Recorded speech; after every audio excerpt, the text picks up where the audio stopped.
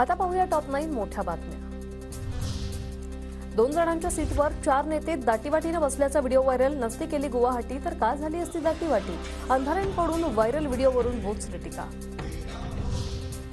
अजित पवार भाजपच्या धरणात गेल्याने त्यांचं धरण फुटण्याची वेळ। भाजप प्रणित लोकांना सत्तेतून बाहेर जावं लागेल, काँग्रेस प्रदेशाध्यक्ष नाना पटोले यांची प्रतिक्रिया।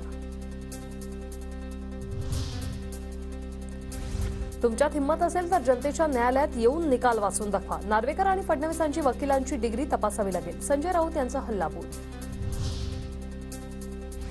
येथे सगळ्यात महागडा रेडा आलाय, काही इलेक्ट्रॉनिक रेडेही आलेत। मुंबईतही काही रेडे मोकाट सुटलेत, काही बोलतायत, त्यांच्यावर काही उपाय असेल तर तो सुचवा। कराडच्या कृषी प्रदर्शनातून नाव न घेता फडणवीसांचा राऊतांना टोला। शिवसेनेच्या दिग्गज नेत्यांना ज्या माणसामुळे बाहेर पडावं लागलं त्यांच्याच हातून पक्ष सुटला। मनसेच्या विक्रोळी महोत्सवातून शर्मिला ठाकरे यांचा उद्धव ठाकरेंवर निशाणा।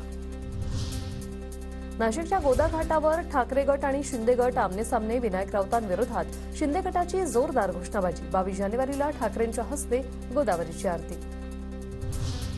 दरवर्षी मुंबईत होणारा फिल्मफेअर पुरस्कार यंदा गुजरातला। गुजरात टुरिझमच्या सहकार्याने 27 जानेवारीला 69वा फिल्मफेअर सोहळा पार पडणार।